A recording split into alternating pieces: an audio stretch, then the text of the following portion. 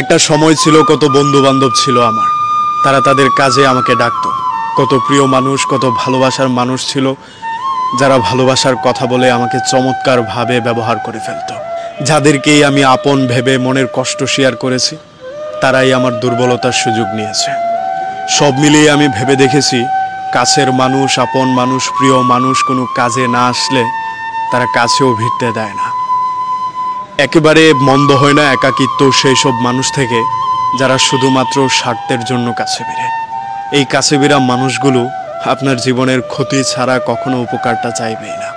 শুধুমাত্র মানুষের দ্বারাই সম্ভব একজনকে কাঁদিয়ে আরেকজনকে হাসানো।